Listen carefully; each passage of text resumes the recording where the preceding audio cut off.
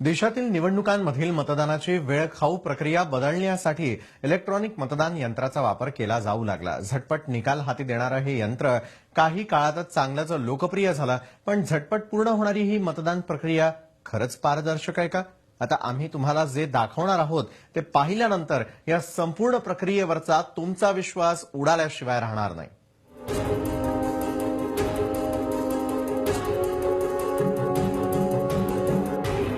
मुंबईतील software engineer Praful लोके हे तुमच्या समोर दाखवत असलेलं प्रात्यक्षिक पाहिल्यानंतर तुमच्या पायाखालची जमीनच सरकेल.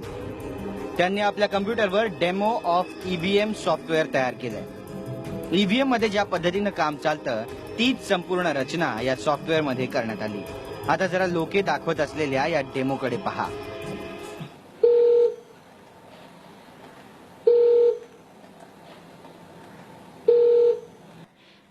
दोन नंबरला आपण मतदान करणार आहे. 2 4 4 6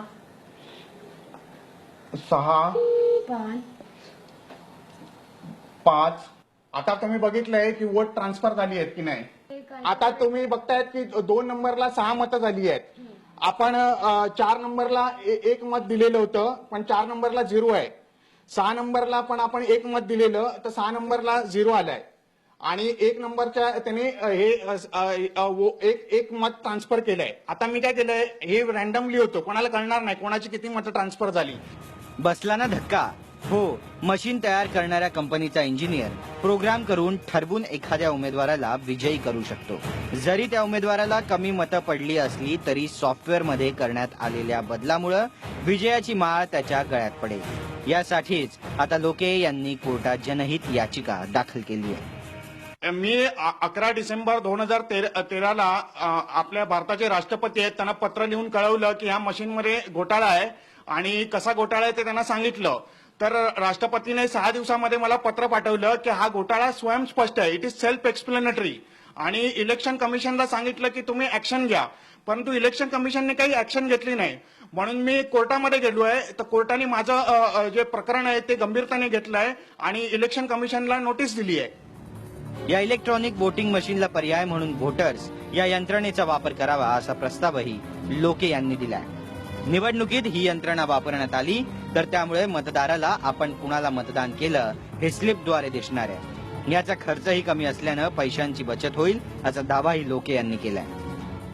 सुप्रीम कोर्टाने एक जजमेंट दिलंय 8 ऑक्टोबर 2013 साली ईव्हीएम मशीन बरोबर व्हीव्हीपॅट म्हणून voter verification paper audit trail. तर जेव्हा तुम्ही वोट करणार तेव्हा एक स्लिप बाहेर येणार आणि त्या स्लिपवर पॉलिटिकल पार्टीचा सिम्बॉल येणार आणि कॅन्डिडेटचं नाव येणार. तर त्यामुळे गैरप्रकार होऊ शकत नाही. कारण आता आमची मागणी ही आहे की एकतर ईव्हीएम व्हीव्हीपॅट बरोबर वापरा किंवा बॅलेट पेपर वापरा. ही नुसतं ईव्हीएम वापरायचं नाही अशी माझी मागणी आहे.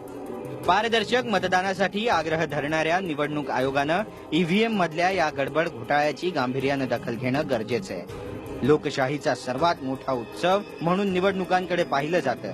यासाठीच लोकेंच्या या तक्रारीची गांभीर्यानं दखल घेऊन या मतदान यंत्रातील दोष प्राधान्यानं दूर केलं पाहिजे.